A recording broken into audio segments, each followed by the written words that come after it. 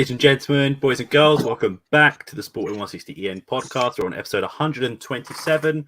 Let me introduce you to my fine panel. Firstly, on my right or left, whatever side that camera is showing, we have got Chris. How are you today, Chris? Yeah, I'm doing good. It's it's a tough result yesterday, and it obviously puts us in a tough position. You know, just a couple weeks ago, we were dreaming of the round of 16, maybe further. Realities, hit us hard, I would say, and now it seems like we're licking our wounds already, and there's a long way to go. So still plenty of time to turn it around, but I will say we are not trending in the direction I wish we were. Yeah, agreed. And second, we have got the main man, Steph. How are you today, Steph? I'm pretty good. So good game against Maritimo. We dominated the whole game, which we'll talk about in more depth. We won 1-0. And against Dortmund, which is a very good team, a very good performance. And again, we'll talk more in depth. I was disappointed with the final result, but not by the performance. So let's talk about it in detail. Yep, and lastly, I'm your host, Sam Fonseca, filling in for Danny. We are supposed to have Maritimo on here later. Currently not here, but hopefully we hope to have him very soon. We'll move straight on to the Twitter questions. We got a decent amount today, so let me get those up for you now. We're going to go to the first question from Danny. Chris, what did you rate Polino's bum out of 1 to 10, or on a scale of 1 to Kyle Lowry?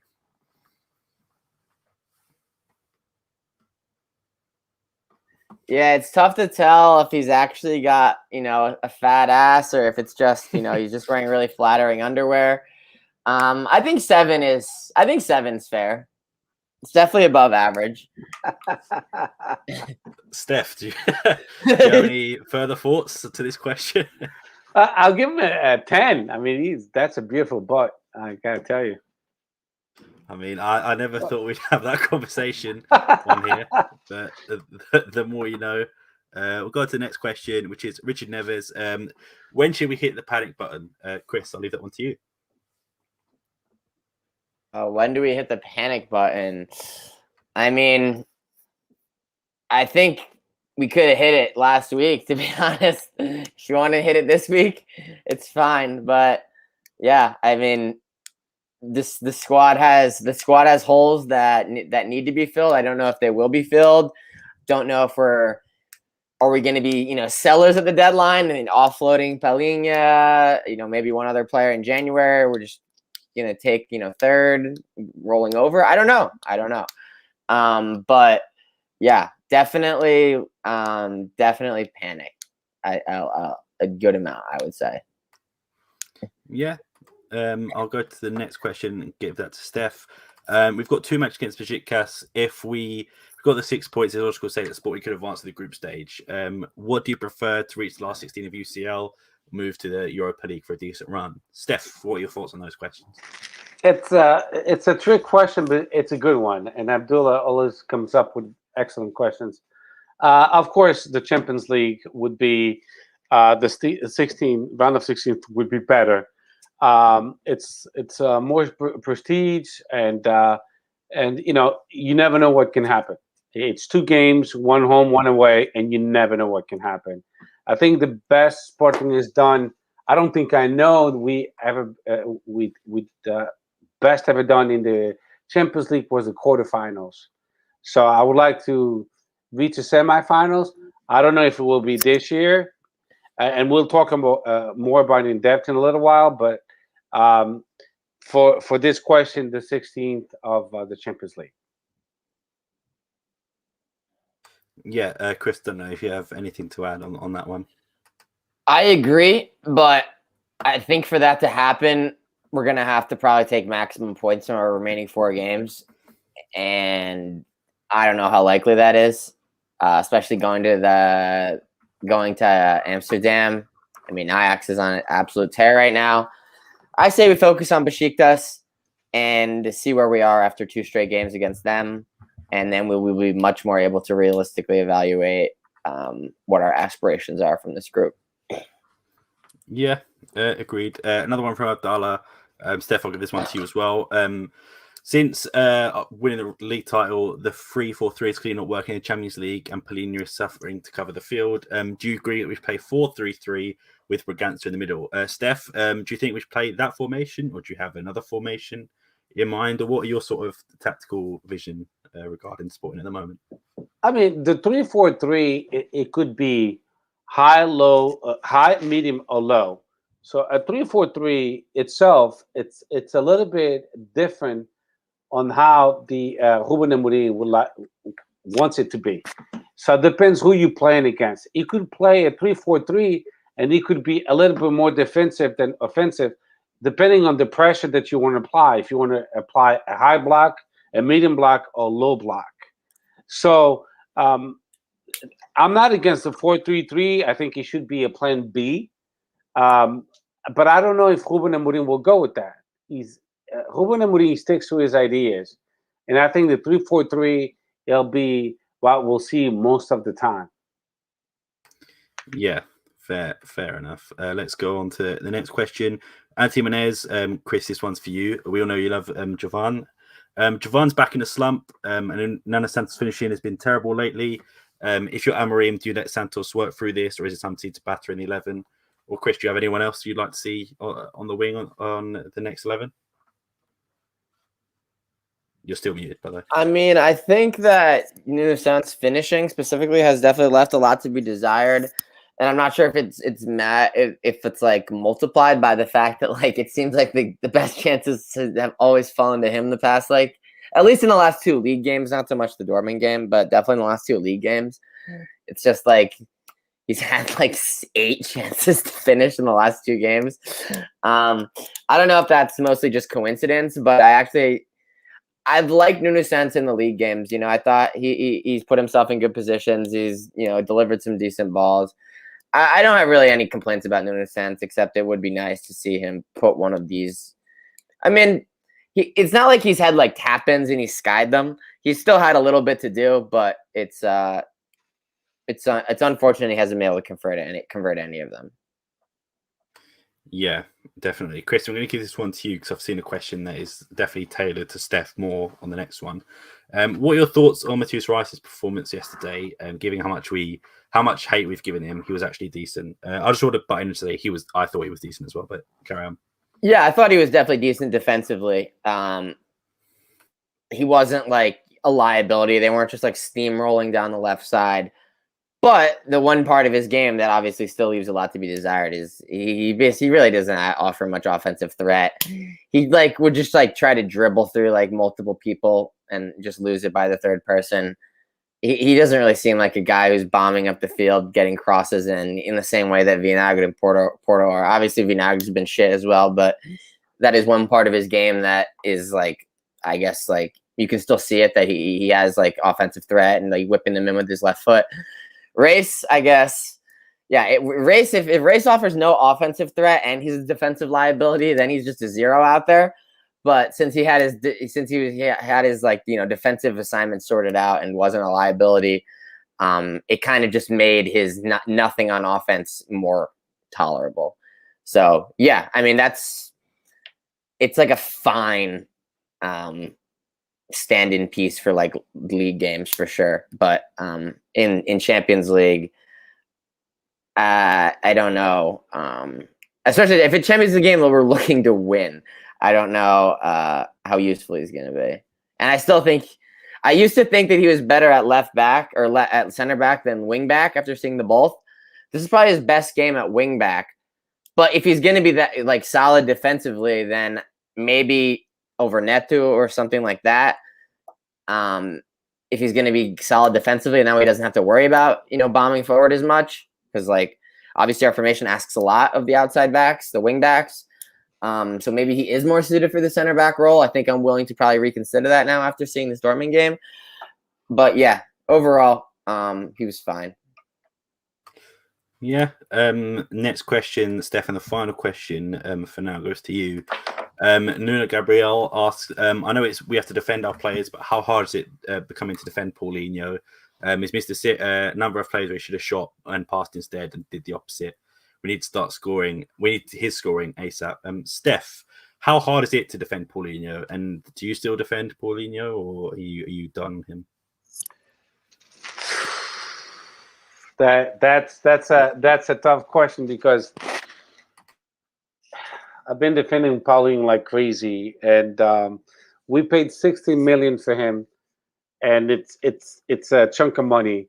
And at this point in time, I was expecting more goals from him, and the excuse or the reason that he's playing well and he doesn't have to score goals is kind of fading away because he's a striker. If Pot's not there to score 2 goals on 0.3 expected goals every game, it makes him stand out a lot worse, you know? Exactly. And that alone, it's hard to defend Paulinho at this point in time. And I think himself, he knows that. And then we don't have any solutions internally. If you look at the under 23 and the B team, there's not really any good strikers we have available. So then the question is, why the fuck did we loan Pedro Marques? It bothers me. I'm not even going to mention Pedro Mendes, but Pedro Marques, he was actually a decent option to have on the bench. I don't think Tiago Tomás is good for the left wing or the right wing. He's more in the middle as to pressure, and only in certain games, like a game that we played against Maritimo, for example. We need a striker that's able to finish inside the box, and Tiago Tomás is not that kind of player. Paulinho is, but he's not delivering. So the question is, or it's not a question, is why did Ruben Amorim or Hugo Viana get another striker? The striker that's shining at Benfica, we could have gotten him, but we preferred Paulinho. Is he from the Ukraine or? Yeah, Ukraine. Yeah. What's his name? Yaremchuk. Yeah, that's why I couldn't say it. Yeah, but he's doing phenomenal with Benfica, and it's a shame that we didn't get him because he's a striker by definition inside the box. And if we didn't get him, why didn't we get Tony Martinez from Porto? We could have gotten him, but we stuck with Paulinho, and so far it's not working out. One quick correction: Philippe Paris, one of our listeners, said that Sporting never reached the quarterfinals. No, we did in the 82-83. We reached the quarterfinals, but so it was before the Champions League era. Well, yeah, but it's still it was the European competition. Yeah, it's we were still called the Taças Campeões, but it was the Champions League. When did it get reformatted? Like 93 or something like that, right? The name was changed. Yeah. It doesn't take away all the titles. Yeah, no, it's the same thing with England, like Premier League era versus like prior to that. Like obviously it was still first division, you know. It doesn't take away the titles from Real Madrid and Benfica and all those the clubs that won in 1960s and 70s. It still counts. Yeah. So Sporting reached the quarterfinals of the Champions League or whatever you want to call it in 82-83. Chris, I just wanted to get your thoughts on the Paulinho situation as well. We've tried to defend him as much as we can. I'm starting to turn on him, unfortunately. Do you think it's time to sort of cut our losses, or do you think he can still deliver like a 15 goals a season for us, or is it too far gone? 10 goals. 10 goals. Yeah, I mean, like, bro, is he even gonna hit that? I mean, it's. I know you said Chris, but it's frustrating because I was expecting at least 4 goals in the Portuguese league and at least 1 goal in the Champions League because he had enough chances to score. Do you think he needs a strike partner?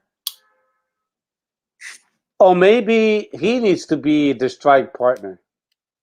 Okay, but So like I a mean, Bastos and like Montero, it like seems to Slimani, me, Yeah. it seems to me Yeah. like he's always trying to set up other people to a fault almost. Got it. Yeah. Like I Bastos agree. was a few years ago. He used to do that all the But time. that, He but was just also, time. I mean that it's like, oh, it's like his natural instinct to be more of a facilitator, which is fine. But like when you get so out of form, that like Bas Dos was not a facilitator, but like when he got out of form, he just started like passing on breakaways and shit.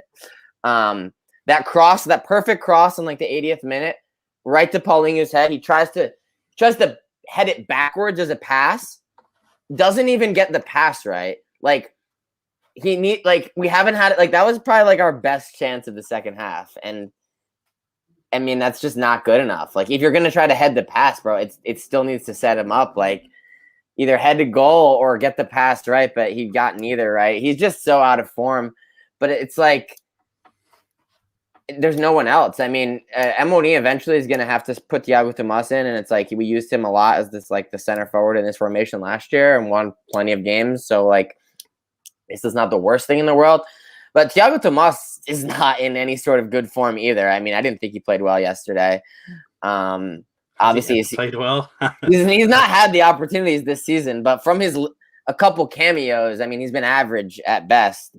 There's just not much to do other than just keep trotting Paulinho out there and hoping for the best.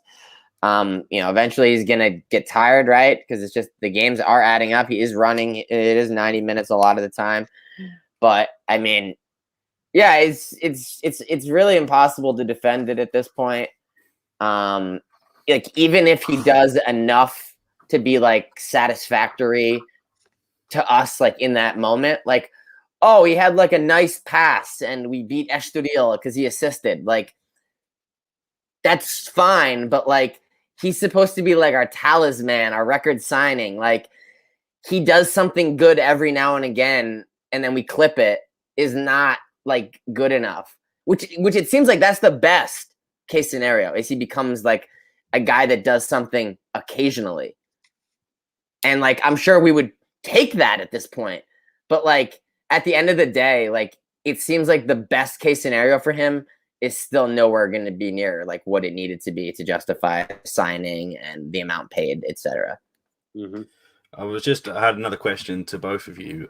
Is there sort of a limit of goals or like a target he can reach that will sort of change your opinion on him or like assist or anything? Or is it just like at the moment, just play well? Or is it like so let's say if he hits 15 goals this season, which I know is unlikely. All comps? Now. Is that all comps? Yeah. Because after his agent said that, I was looking at his stats. He has hit 15 goals basically in every single season he's been a professional. So I mean, he has to. If he hits like 8 goals, I mean that's in all comps, like 5 in the league, 2 in the League Cup, 1 in the Cup. I mean that's not good enough, man. Yeah, I agree with Chris. If that happens, it's good for Gil Vicente, Tondela, but not for Sporting. Paulinho, he was expected to be the striker that Sporting needed, and we spent the money for that. And Mourinho went all out for him. He put his name on the line, his reputation on the line for him. I have no doubts that, hey, if he busts the move now and he scores a bunch of goals and he shuts me up, I'm okay with that. But so far, he hasn't delivered. And, the football world is, can you make it? And you have the toughest position, your striker. That's a tougher position in the pitch. And he's not delivering, and now the pressure is getting on top of him. So my question is to both of you, do you think that because he's playing in a big club in Portugal, the weight of the jersey is on him, is waiting on him? What I think, I agree to an extent, but when you look at the strikers we've had before, even Bastos scored loads, Slimani scored loads, Montero, to his credit, scored loads. Even as far back as like Ricky van Wolfswinkel, we've always had strikers who are capable of scoring goals, and right now we don't. Yeah, I mean he's closer to being classed with the Hernan Barcos, Luke Castaños of the world than he is to being anywhere near those other guys that you just mentioned. Oh my God, those names. That's not a dream And those team. guys, and let me tell you something. Those guys did not get 1/10 the opportunities that Paulinho's had in the short time that he's already been here. You know, he's like an undisputed starter, and he just keeps churning out like shite performances. Yeah. Hernan Barcos got like 8 minutes, 6 minutes, 4 minutes, and then it's like that was all he got. You know. I agree. We offloaded. Let's talk about the strikers, the striker position only. We offload Pedro Marques, Pedro Mendes, Sporar, and Luis Felipe, and we kept Tiago Tomás and Paulinho. And Jovan, technically, because Or last year Amorim did like to play him up top. Jovan, Which seems It's even worse. seems inconceivable. We've to have got him 3 out of 4. Exactly. It is inconceivable because Giovanni is more of a winger. So why didn't we keep one more striker? It beats me. It bothers me. Because it worked last season, but this season isn't last season, clearly. No. Because you know why? Because we're playing the Champions League. And Potts beat Pot. And Potts not scoring every game. Exactly. Well, Pot has been injured. Yeah. Right. Without further ado, let's move on to this week's game against Borussia Dortmund. I will get the lineups here and the goal point ratings.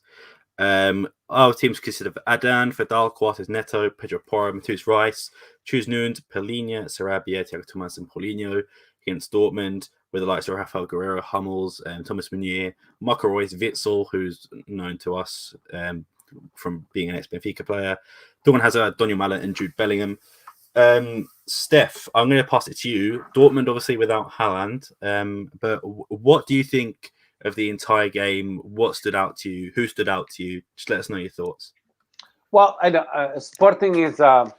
Let's keep in mind that we haven't been in the Champions League for a minute, and I'm not saying this as an excuse, but it takes time for a team to introduce themselves in the Champions League and start balling. And you could see that our team is a little bit green in this type of competitions, but we were much better than the game against Ajax when we lost at home 5-1, which, by the way, os Andrades lá do Porto, they also lost this week 5-1. They made fun of us and tumba la casa. But coming back to Sporting, we played much better. We showed that we are a quality caliber Champions League team. Losing 1-0 away at Dortmund is I know it's bad because we always want to win. But the last time Portuguese clubs they played at Dortmund, I think it was Benfica, and they lost 4-0. Just to give you a glimpse of the reality, no Portuguese team has ever won in Germany. No Portuguese team. And I know I said it twice, and I said it purposely. So I was hoping that we would tie this game. We deserved the tie, but it didn't happen. And again, because Paulinho was weak as a striker. He didn't gamble. He didn't take a shot at goal. He had a couple of chances. He didn't finalize it, and that was upsetting. But we deserved the tie. Overall, I think the man of the match for me was between Vidal and Coates. I liked Coates' performance. Neto played well again. Palhinha was average. I've seen better games. Porro was phenomenal. But the most disappointing for me was Sarabia and Paulinho. We were counting on them to perform at a high level, and they didn't. Paulinho did the bare minimum, but you got to score goals. You got to score goals when you have the chance inside the box, and he had a couple, and he didn't. And in the Champions League, if you have one chance of scoring a goal, which is a clear shot, you have to take advantage of it because you might not have it for the rest of the time of the game. But besides that, Ruben Amorim, he put up a good tactic, and we showed that Sporting Portugal belongs in the Champions League, but it might take a couple games to establish ourselves. And I have no doubts that we still have a shot to qualify for the 16th round of 16th. But the bare minimum in the Liga Europa, I think we're better than Besiktas. but we have to win those games, of course. But overall, again, I was very pleased with the performance of Sporting Portugal. Just Nunes and Paulinho. Nunes, when he came into the pitch, he had a couple good crosses. Bragança was good too. Gaia was good too. Giovanni was okay. But we got to score goals in the Champions League. And the 1-0 against Dortmund was very short. The Germans, they showed some composure. But playing at home, I was expecting more from them. I think we did beat them to the punch, and we should have gotten a tie at least. Yeah, just to add my thoughts on it, I pretty much agree with everything you said. I genuinely thought Matheus Rice was one of the best performers. Coates had some moments where he tried to clear the ball and it just looked awful. Neto, I thought had a good game as well. But what I thought was good about this game is that we weren't getting dominated. We weren't on the back foot most of the game. I mean, when I look at their goal, I said it in the group chat, I didn't think it was sort of anyone's fault. It was just a good finish, good play. It happens. And sometimes it does happen. There's no one at fault. Dan's beaten. Coates, he could have been faster, but, Daniel Malen is a very fast player. And at the end of the day, right, we lost 1-0 and we hate to lose, but it was still, considering going away to Dortmund. Dortmund, if you look at that team, Germany internationals, a Portuguese international, obviously, Guerreiro, and Thorgan Hazard, just many recognizable names, and definitely a good team in the Bundesliga anyway. But I'm looking at our ratings here. Giovanni, I thought getting a 5.3 is very generous. I thought he was absolutely awful. Sarabia, I've not been impressed from what I've seen with him as yet. I know it's only been 4 games, but those 3 games, but those games, I don't think he's looked that impressive. Not someone who should be of a PSG starter. Paulinho, we've talked about already. Definitely needs to improve. But yeah, I thought the one sort of gripe I had with the game was that Matheus Nunes should have been brought off a lot earlier, in my opinion. He was on a yellow card. He made 2 more fouls, which he easily could have got a second yellow. Bragança is a game changer when he comes on. No matter what game. Yeah. He can play against Benfica, Barcelona, anyone. He'll come in and change the game. And we did need that creativity in midfield because that's what we were lacking. And I think, I don't know what Bragança's done, but Amorim doesn't seem to like him that much for some reason, or just is being stubborn. Who knows? But yeah, one gripe I have, we need to see more of Bragança. I don't care if it's starting, coming off the bench. Matheus Nunes should have been off at half-time for me. I thought he was one of the worst performers in there as well. But Chris, I'll pass it on to you. What were your overall thoughts on the game? Yeah, I think that it's obviously this Dortmund team is obviously not as good as the Dortmund team that we played a couple years back. Dortmund's obviously had better teams in the last 5 years, let's say. But at the end of the day, it's still Dortmund. It's still the Champions League. They're welcoming their fans back for a Champions League game.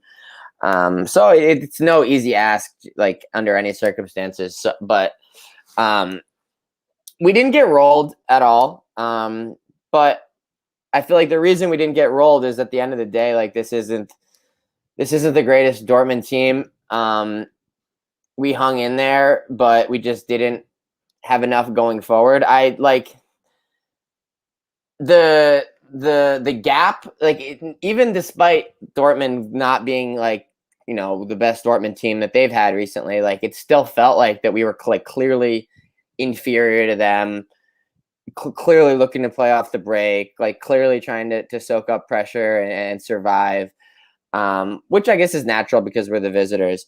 But it felt like even though we weren't getting dominated, even though they weren't carving out opportunity after opportunity and Dan was just flying in and making all these saves to keep us in it, it still felt like it wasn't good enough when we weren't good enough. We never looked like we were scoring really at any point in this game.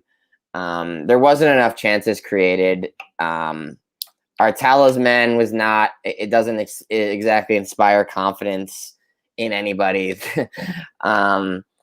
And yeah, I mean, there's just no moment during this game where I thought we were gonna score.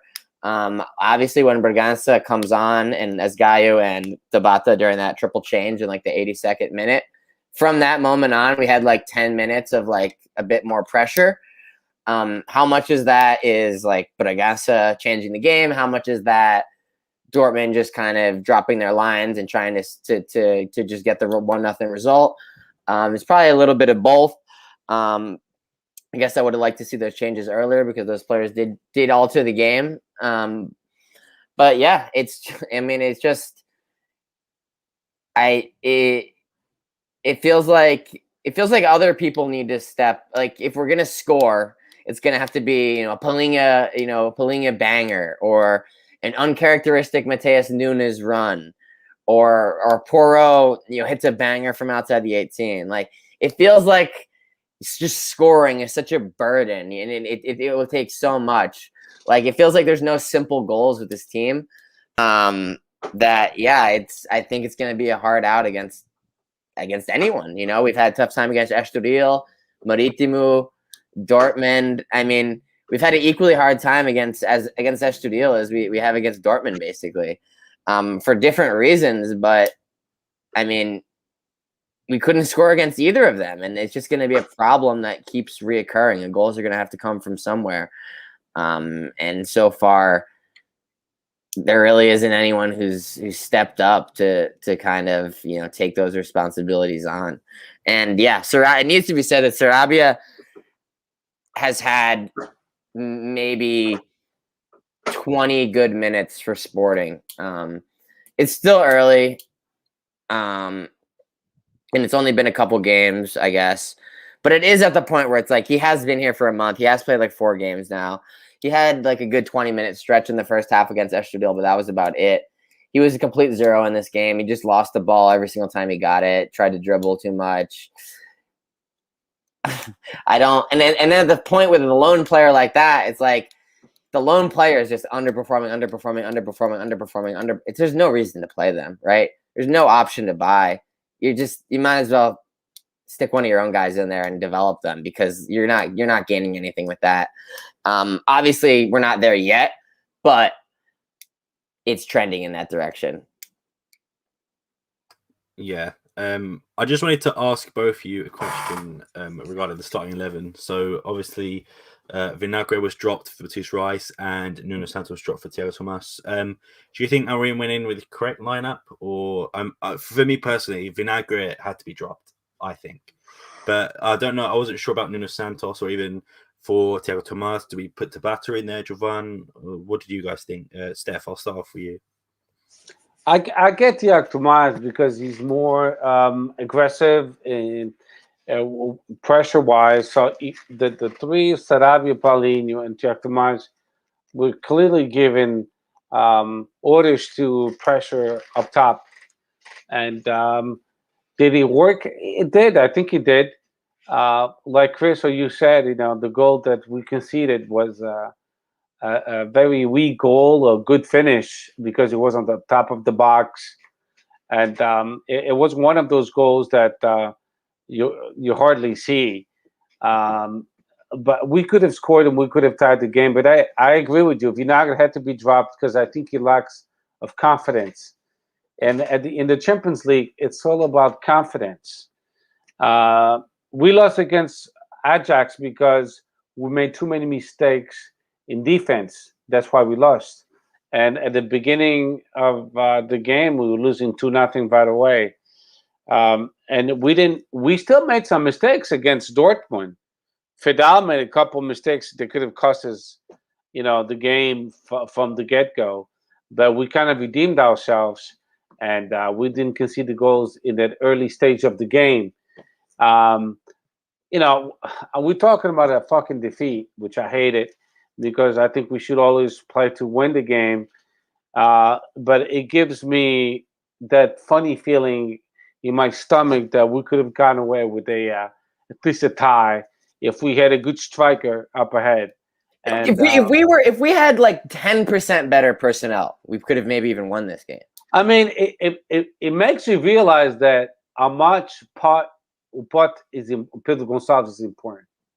Because if there's no way we win the title last year without him, right? No, of course not. Clearly now. He scored 23 goals. I mean, without Pot, we an average team.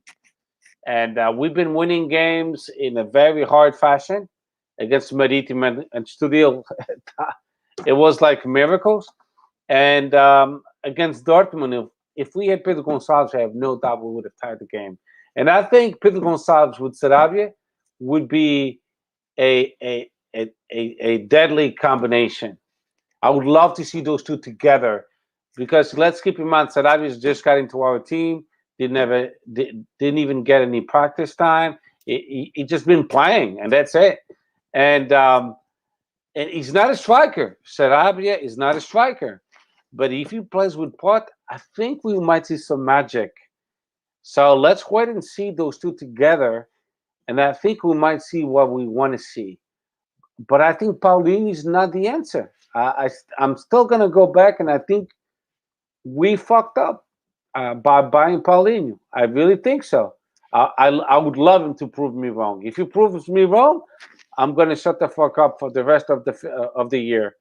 But so far, he hasn't proven me wrong, and he had some clear chances to score goals against Real, Maritimo, and Dortmund. And you gotta have, you gotta do it as a striker. If not, then you don't belong at Sporting Portugal. You can go back to Braga or Vizela or Vista Alegre or Caracas for them. But that's it. Yeah. Last thing I just wanted to bring up on this game was I thought the offside trap we played worked to perfection. Yeah, we low-key. I mean, they had the ball in the back of the net so many times. Yeah, we played well. Yeah, the VAR, and I'm glad it's available.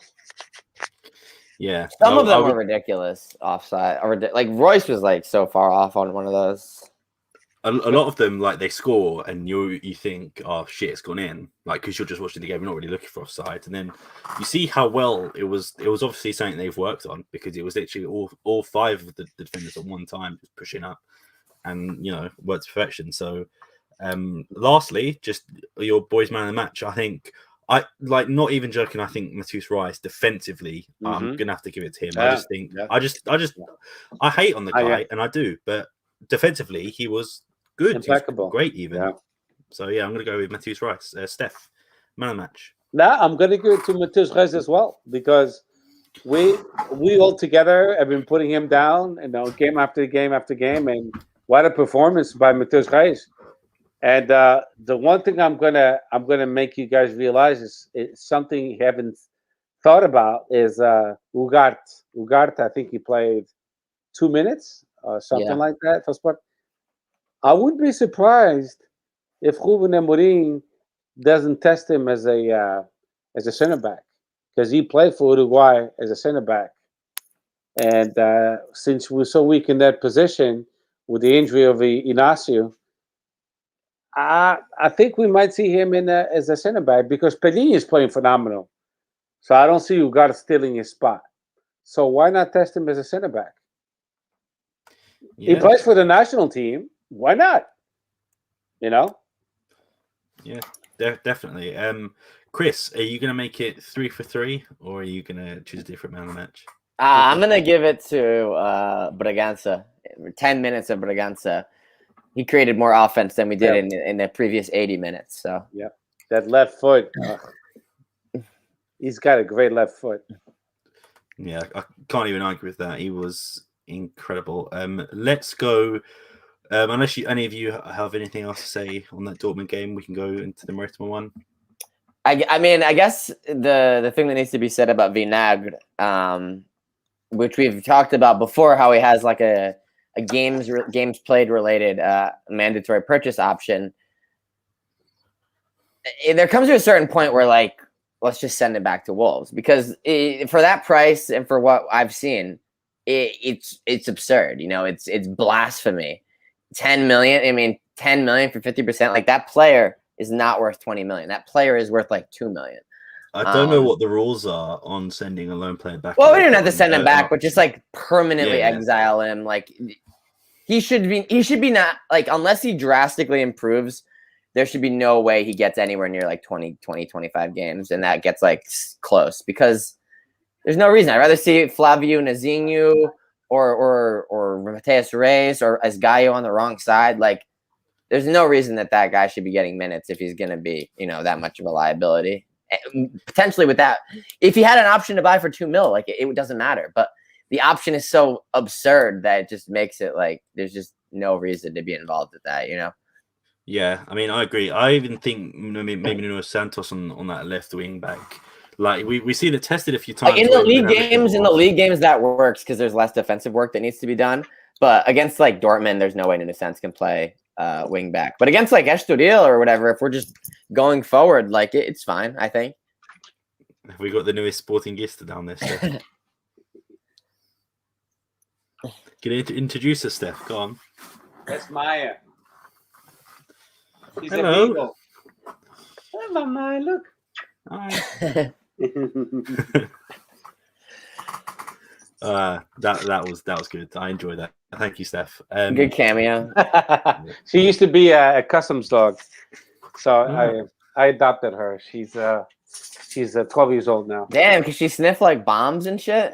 No, she was part of the Beagle Brigade, so she smelled food all the time, and she's really good because at home she finds everything. All this, yeah. Even the kids, when they hide snacks, she finds them. Yeah, she's awesome. Yeah, there's a good dog. We'll move on to the final game we have to talk about, and that was the Maritimo game. Ended in a 1-0. Pedro Porro scoring the last-minute penalty. Lineup has followed: Dan, Coates, Neto, Fadal, Vinagre, Porro, Paulinho, Matheus Nunes, Nuno Santos, Sarabia, Paulinho. I'll start off just quickly saying that I thought people will call Sporting lucky and say we get bailed out, but we dominated Maritimo. I do not remember a single chance. You see up there 0.2 XG they had compared to our 2.8. We had so many chances that we just couldn't score, whether it was Paulinho or Nuno Santos or Sarabia or anyone else, just couldn't finish. But we dominated them from minute 1 pretty much to minute 90. I think Sarabia, again, I wasn't too sure on him. Paulinho, again, we spoke about before. Give it up. Nuno Santos, I mean, this is the thing. We can dominate a game as much as we can, but if we can't score, we've got options up there who just could not finish, like Nuno Santos or Paulinho, then it's going to be 1-0. But if the Sporting of, let's say, 2016-17 played like that, and we had Bastos or Bruno Fernandes or anyone else up front, this is easily a 5-0, 6-0. Even last year when we beat Maritimo at the last game of the season, you can say what you want about like the end of the season, but that team would have smacked this Maritimo team by the same amount, I think. Literally, Maritimo offered nothing for me. The penalty was 100% a penalty. Poor Javan nearly got killed. but yeah, I think an undeserved result in saying that we should have won by at least 4. I think maybe 5. Chris, what were your thoughts on the entire game? Who were your standouts? What were your thoughts? Yeah, it's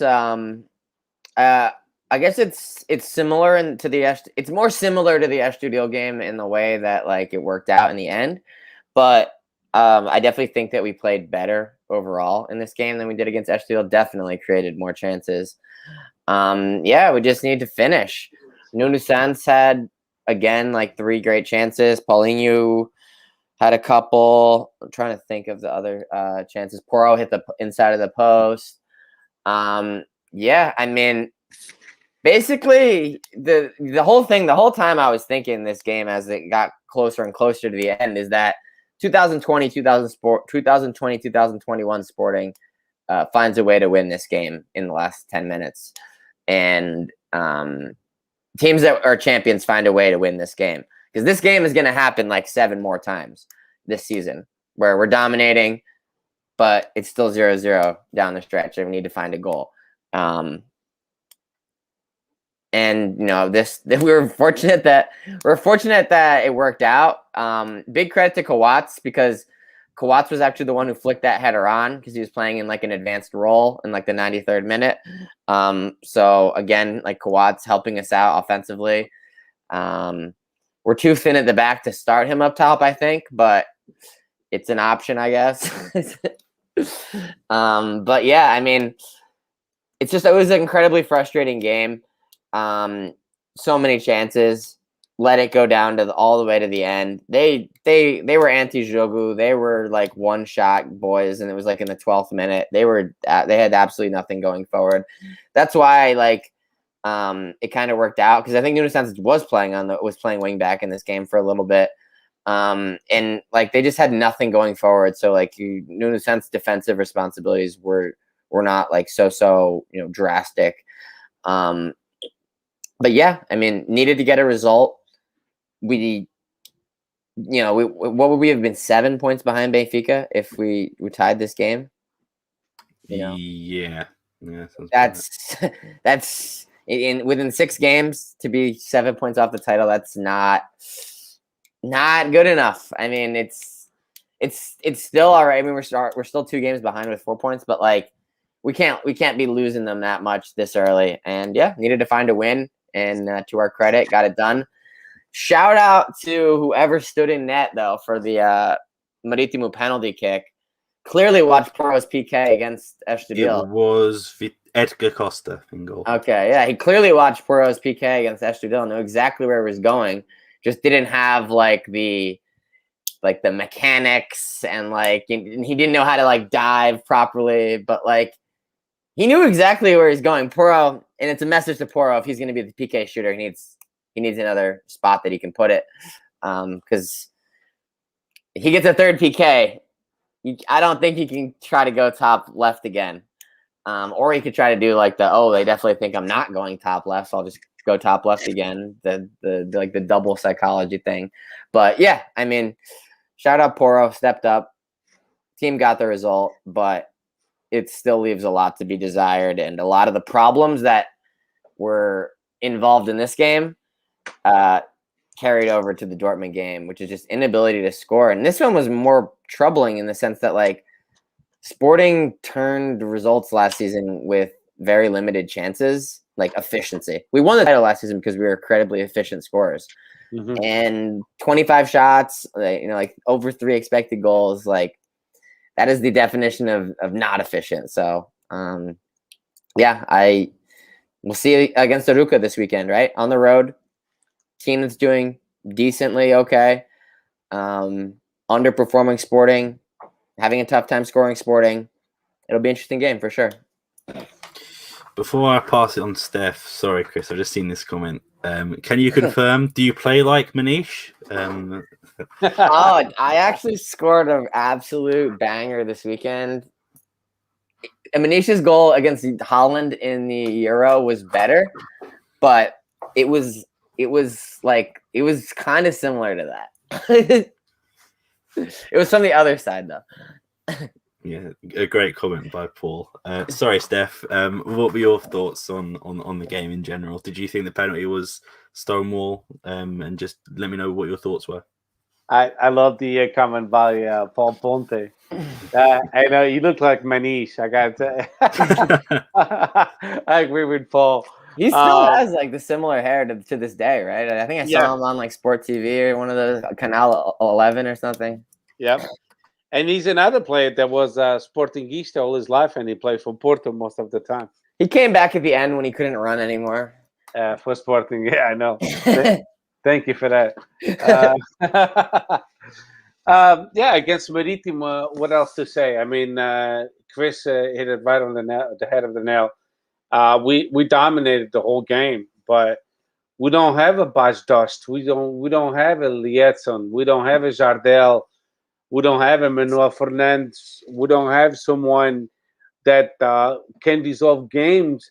I mean, the problem is not crosses. Even against Dortmund, we had a good amount of crosses, but there's no. Sorry, Chris. I just had to get a side-by-side comparison. I'll try and zoom in a bit more. There we go. There you go. It's pretty good. It is pretty good. I mean, you're definitely younger than Manish in this photo, but yeah. So sorry, Steph. Carry on. No, it's cool. I love it. You kidding me? But yeah, so we're missing a good striker because Paulini has been getting some good crosses from Porro, from Nunes Santos, from Vinagre. I'm talking about all competition, Champions League, and the Maritimo games to real game, and he just can't finish it. And then it becomes a problem. It reminds me, I don't know if you guys remember Paulinho Cascavel.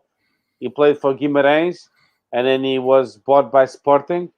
And in Guimarães, he was a phenomenal striker. But when he went to Sporting, his performance took a dive. And Paulinho is the same thing. At Braga, he was decent, but at Sporting so far, he's been a big disappointment. And I've been supporting Paulinho all the time, even with my silly, predictions. And so far, he's been a big disappointment. And we need a striker. We need someone to finish. And he has not been the solution. And I didn't know, like Paul Ponce just said, that Paul Gonçalves being hurt, we knew he was going to be a big, a big disadvantage to us, but we didn't know it was going to be that tough.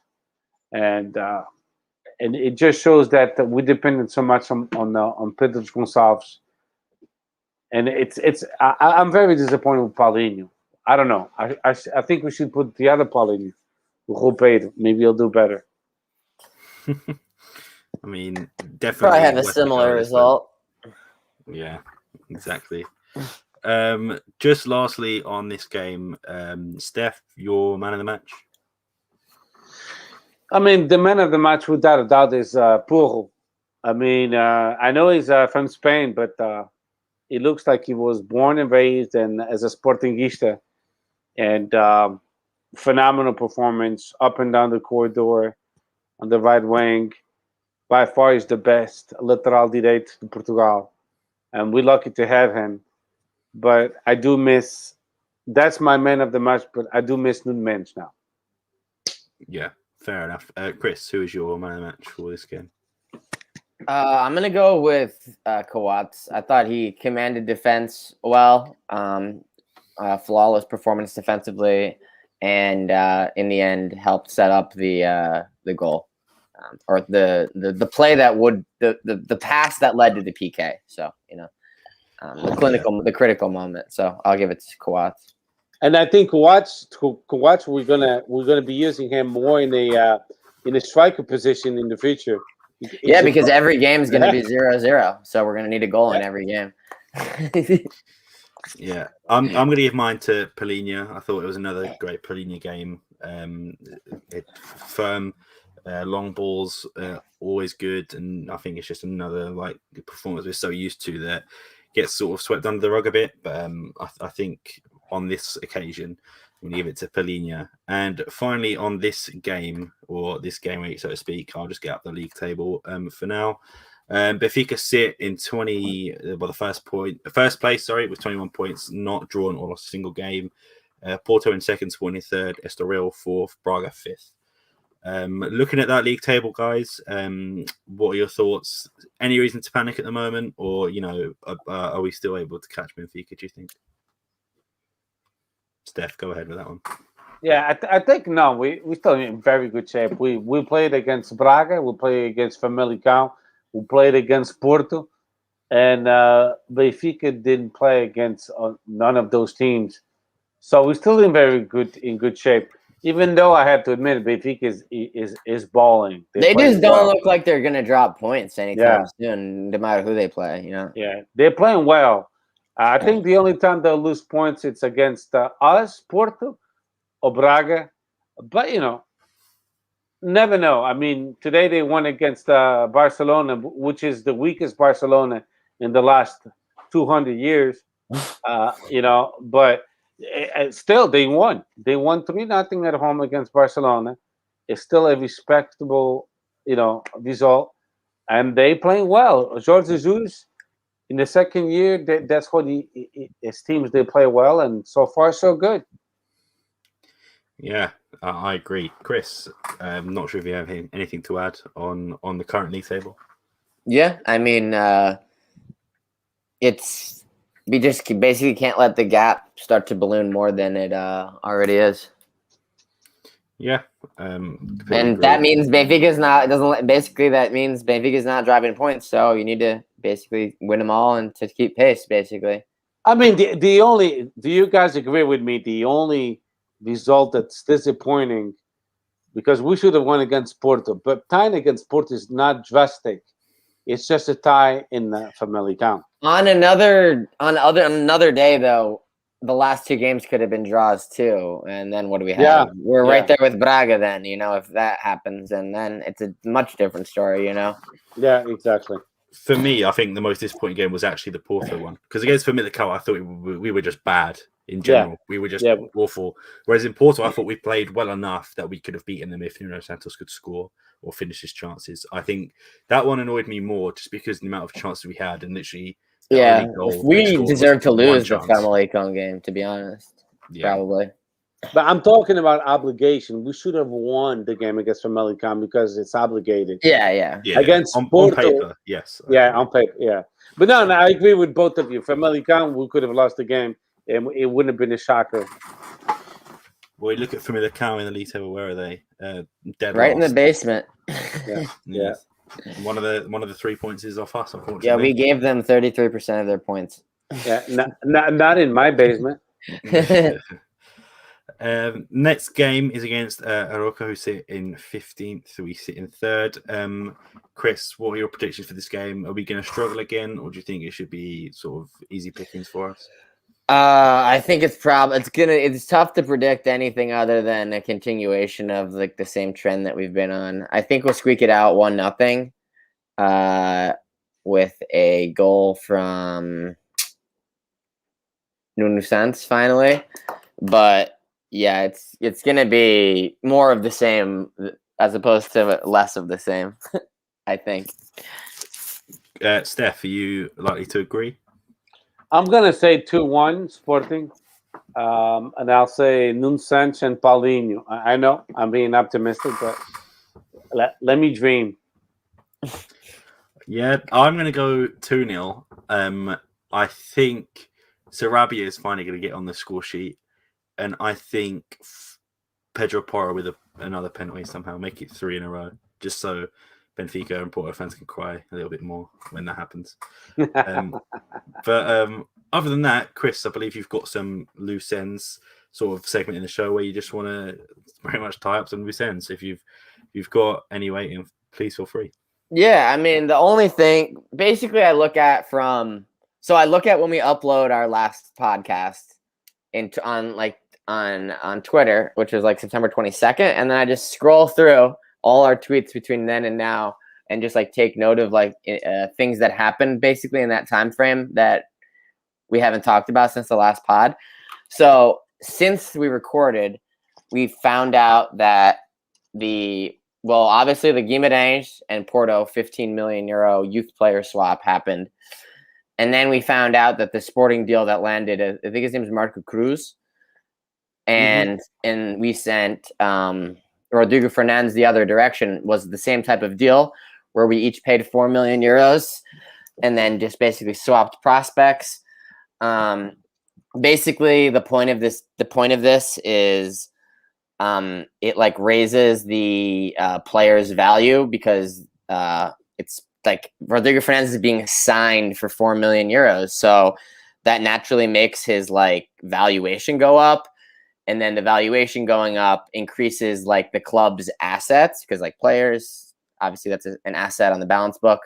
So like it just basically increases like your squad valuation and like it increases like your debt to asset ratio. So basically it's just a way to like make your finances seem healthier than they are by making it seem like your assets are overvalued. Basically, it's like an accounting trick basically. So I just wanted to know what your guys' thoughts of it are. I think between Marco Cruz and Rodrigo Fernandes, I think we're getting a better player there. I've never even seen Marco Cruz play, but I'm just assuming he's not worse than Rodrigo Fernandes, or at least a better prospect. He's 3 years younger. Like obviously, like that's a win for us. But like the whole thing doesn't sit right with me. It seems kind of gross. Obviously, Porto did it with 15 million. Or I guess 21 million total. We only did it for 4 total, so obviously they're doing it much more egregiously. But I was just wondering if you guys had any thoughts about like this and like what it could spell for the future, or any thoughts really. Yeah, I think that based on the Porto fans I've interacted with, that they think Marco Cruz is a huge loss. And from what we a lot of Sporting fans don't like Rodrigo Fernandez.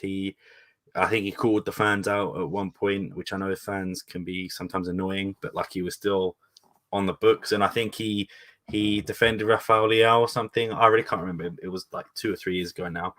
But in terms of the whole like asset management thing, it is very shady, but it happens all the time. You look at PSG have done it. You know, even if you look at the Man City, like do you remember last year, Ruben Dias and Otamendi, to balance out the books, they sent 15 million and Otamendi or some. It was just something like that. It does happen a lot, but it's worse to see it with your rivals, like direct rivals. I just hate doing business with Porto Benfica Braga, but yeah, it's definitely shady to me, and I really don't like it. I don't know if Steph has any other similar thoughts on it. No, I feel the same way. I mean, but again, at the same time, it's the 3 top teams. I'm going to say 4 top teams for the youth in Portugal. It's Sporting, Benfica, Porto, and Braga, and I think this is part of evolution that clubs. Like those 4 clubs, they swap players, but like Chris said, there's some shady stuff going on, and that's the only thing I don't like about that. But at the same time, if it's legal and if you get away with it to make a bunch of money or to up the price of the player, the pass of the player, as long as it's legal, then I'm okay with that. Yeah, facts. Chris, don't know if you My had any more things. my last thought on this is it seems like in the last like year we've been getting a lot of like youth prospects, like new youth prospects from maybe like a player that was like between us and Liverpool chose us, right? In the past they probably would have gone Liverpool. So we've gotten a couple players from Porto, important ones in the past couple months.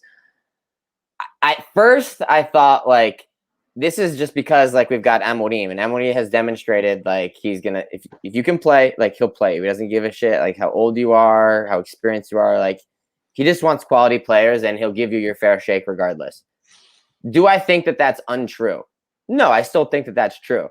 But I think that there is more to these youth player signings than just that, which is basically I was just like, oh, this is just like nice. We're just attracting top talent. There is a non-zero chance there's something more nefarious going on behind the scenes that's shuffling these youth players. So just something to keep an eye on going forward, because this is a whole new world of like these youth player transactions, especially in the internal market for such inflated fees. It could be just the start of like a new trend that happens, regularly. We'll see. Another thing I wanted to touch on, this feels like an eternity ago, but it actually was, I think, 2 days after we did our last pod. The white kit leaked. This kit, let's see if I can share my screen.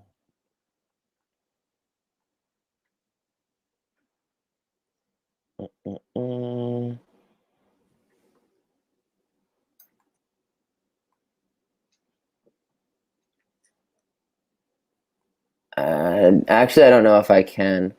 If you have the picture, send it to me, or send it to a group chat, and I can get it. I'll just put it on the group. Okay, that works.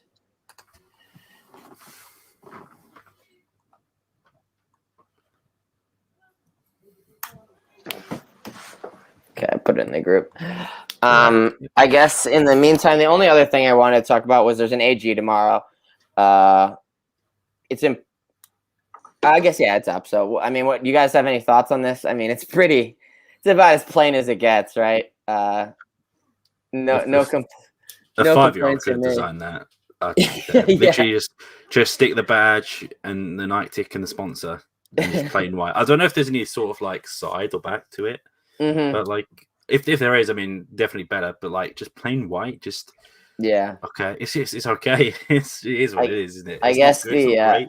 the question is this just like an emergency UEFA kit? Because green and white stripes, lime green, and green and black, like all three of our kits are like green basically. So like, did they just have to make this to just go with UEFA regulations, and it will never be for sale, and they may not even wear it unless it's an emergency?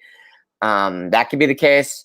It could be just made up, because Still not confirmation. don't need to be a wizard at Photoshop to design this kit, I don't think. So it could just be completely made up, or it could be the fourth kit and there was no Stromp. Those are the three options as I see them. That annoys me that we there's look no like Stromp as well. we look like Guimarães. Guimarães has like a design on their kit at least. That reminds me of like Real Madrid from like the 2014, 2015. It looks like a regular T-shirt you buy at Walmart, and then you put on your stuff the way you want it. I know, it doesn't, like, you know, like the template of our away kit where like the sleeves are at least like, even if the sleeves are like a light gray, so there's just like something going on here, like the Granada away kit, but like it's just, yeah, it's white. Yeah. So yeah, and then the last thing was AG tomorrow. First AG in since about a year. Last time we had an AG, the 2019-20 budget was rejected. So that will be one of the things we'll be voting on. The 2019-20 is on the ballot. The 2019-20 budget will be on the ballot tomorrow, along with the 21-22 budget, and the financial results from last season as well, which, as you know, are I think minus 32 million losses. And then the fourth thing they're voting on is naming the gates of the stadium after like famous players. Yeah, I mean, it's tough. It's at like 6 o'clock. If you work anywhere not near Lisbon, it's tough. Even if you work in Lisbon, getting there for 6 is tough, I imagine. If you can go, vote. It's a privilege that, unfortunately, I don't even have a decision to make. You know, all of us here on screen, the decision's made for us that we can't go even if we wanted to. So yeah, if you can, if you're on the fence, if you're like, oh, I don't really want to, just think about those who would go, but just, there's an ocean between there and voting. So yeah, go. We get so little chance to have our say these days. It's really the only voice we have in the club anymore. Is like the occasional AG. So yeah, go and have your voice heard. Yeah, I guess that means for like sort of any, if you have the chance to vote in any sort of situation, not just sporting, vote. But yeah, I'm not sure if you guys have any more things to add, any more questions, anything else. I have. I'm prepared for the modalities because I didn't know we would be joined by Steph. Hey, Chris, go ahead. I'm prepared too, but go ahead. Okay, sweet. So since the last pod, 2 hockey games, both wins. 5-3 win against Valongo, and then 6-3 this weekend against Braga. After the Valongo game, there was some of the craziest things I've ever seen. They were attacking the Sporting fans, chasing them through the corridors of the arena. They eventually had them cornered in like the Cartón de Adeptus section. One of the guys had like a pit bull that he was I don't know if he was like unleashing the pit bull. I don't know how you get a pit bull into a indoor stadium. Just absolute lawlessness, which, as far as I know, has seen absolutely zero consequences. Sporting put out like a little statement at like 10 p.m. the next day, but outside of that, nothing. Would love to know what the reaction would have been if that happened at a game with one of the big 3 clubs. Someone's just like sicking a pit bull on opposing fans. I'm sure it would get a bit more coverage, but since it's a roller hockey game, no one gives a fuck. Still insane. But hey, listen. But I don't blame I don't blame the pit bull. I blame the owner. I blame like security. Like, is there none? Yeah. How the fuck did he sneak like just like under his coat? Just like, oh, nothing I to know see here. the fucking law enforcement in Portugal is terrible. PSGNR, they suck. They do. They've sucked for so many years, and they still do. Share my vote intention. So if I were to vote, I'd probably vote no on points 1 through 3 and vote yes on point 4. No are all the budgeting related, or the top 3 are all the budgeting related questions and the financial related questions. And then 4 is the question about the gates. If you want to name the gates, Stromp, Yazald, Manuel Fernandez, I don't really give a fuck. But as far as voting on the financial stuff, I don't support the way the club's being run financially. I think that they're doing incredibly sketchy business, and voting no is like the only voice, the little thing you can do. Like, you can tweet about it, or you can go and vote at the AG. Those are really the only 2 things you can do. Tweeting about it doesn't really do anything. Voting no might do something if there's enough of people that do it. I think that all 4 will probably pass, probably pretty easily. I don't know how motivated any opposition is against the president. There really hasn't been in a while. That's why it leads me to believe that it'll probably pass. But I would simply vote no, because it's the only voice that any of us have to express any sort of like disapproval in an official capacity. Yeah, spot on. Was that the end of modalities? Is that what we've got? Yeah. Oh, and then so modalities. Getting back to that, I just did hockey. Under 23, 1-0 win against Portuguese. Handball, league game against Stubble, 33-21 win. As well as yesterday, we played the second leg of the European EHFEL qualifier. We won 31-28 in Denmark. I think we won by 3 at home as well, or 4. So we probably won by like 7 by or 6. We won by 6 at home. Okay, yes. Yeah. So we won comfortably on aggregate, and we're into the group stage. The draw for that is tomorrow, and we're in pot 4 of 6. So we'll see how our draw is tomorrow. Obviously, it'll be posted on Twitter. Basketball. I don't know if we did this one or not. Basketball won against Immortal 74-64. First Super Taça in the club's history for basketball. Ladies football, 2 games, both 5-1 wins. 5-1 against Arneiros, and then 5-1 this weekend against Benfica. I think that's a much more impressive result, but absolutely battered them. A lot of the goals, like nice goals. Even the PK that we got is top corner. Some questions to be asked of the Benfica goalie on some of those goals, but absolutely dominated them. I, for one, thought the ladies team, I didn't know what to expect from the ladies team this year. They let like so many people go, like a lot of rollover, a lot of youth injected. And then we signed a couple players late. We got Diana Silva back. We got that goalie from Juventus. So it was like, I didn't really know what to expect, but seems like we've got a decent squad and we could push for the title. So let's hope that they keep that going. If I may say, I have to because I watched the whole game. So Brenda Perez from Spain, she came from Barcelona. She has a phenomenal goal, the first one, from outside the box. And what a player she is. And Diana Silva, she scored a beach. So she just came back from overseas, and she was playing in England. In England, right? Yeah. And she scored the bees, and then Joana Marchão, she scored the penalty kick. This team is phenomenal. I got to give kudos to Mariana Cabral. She's our new coach. She coached our B team and the youth in the Sporting Club Portugal, and she knows all the players. And tactically, she embarrassed the Benfica coach. She mounted the team to win that way, and we deserve to win that way. And the one goal they scored it was a gift from us. So one of our players at Becker, when she passed it back to our goalie, it was too short, and then the Benfica player took advantage of it. But what a performance! 5-1 was actually too short. It should have been, for my count, 9-1. But that's how I wanted to say. I wanted to put my 2 cents in the Yeah, females I mean, game. this is a team that just qualified for the Champions League like 2 years ago. Exactly. And we just made them look like a youth team, you know. Benfica just qualified for the Champions League, and kudos to them because it's the first time in the Portuguese history. But it makes you think, if it was Sporting in the Champions League, maybe it would be. It makes you think for next, like, let's see what we can do this season, and then we get in that qualifier next year, and maybe like we should be expecting to qualify, you know.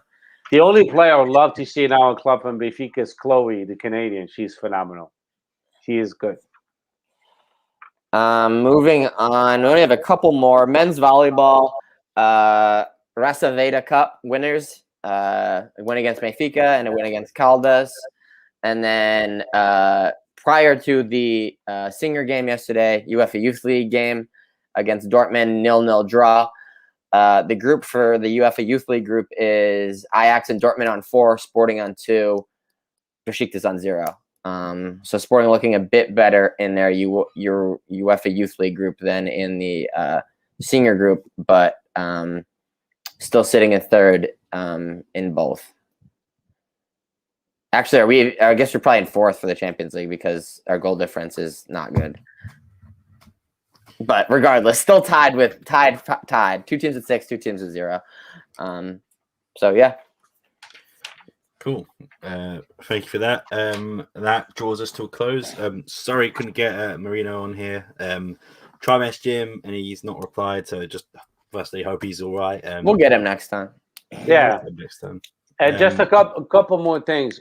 Our under 17, they won 7-0 against Lultano. So they've been impeccable. The under 17.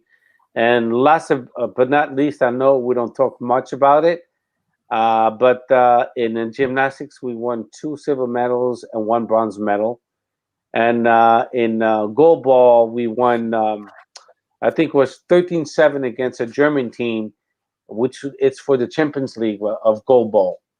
Goalball, as you know, it's a modality for blind athletes. So Sporting is heavily invested in that modality. Porto as well. In Portugal, we've been champions for a long time, year after year. And in the Champions League, we always do well. And again, if they have a little tournament going on, and they won 13-7 against. Here we go. Leões bateram Russos do Moscow GT 3-7. So they won against the Russians of Moscow GT. Was that today? It was today. Okay, yeah. 13-7. So we were the last European champions. So that would be phenomenal. You would make it. We have 2 European titles in goalball, right? Yes, we do. Yeah, we have a pretty good team, a pretty solid team. So I didn't want that to go in vain. That's all. Yeah. Thank you both for that. We're going to draw this one to a close. Thank you, Steph, unexpectedly joining us. We always appreciate being here. Chris, as always, same to you. Thank you to everyone who joined in. If you do want to follow Chris on Twitter, there is his handle below. If you want to follow Steph on Twitter, his hand is below there. And that is my handle there. I don't know how you did that. That's a pretty nifty trick there. Hey, no, I want to give a shout out to our boy Danny Saldana. I hope everything is going well in Portugal. Be safe, and make sure you go to the AG and make our voice be heard. And also to our one of our fans, which is Lauren. She's in Portugal too. Lauren, we miss you because she's always in our show. And be safe in Portugal as well, and enjoy Portugal and Sporting. Yeah, spot on. If you do want to follow us, Sporting160EN, _EN on Twitter, Instagram, YouTube, Spotify, Soundcloud, all your music and podcast places. Thank you all for joining us again, and we shall be back soon. Viva.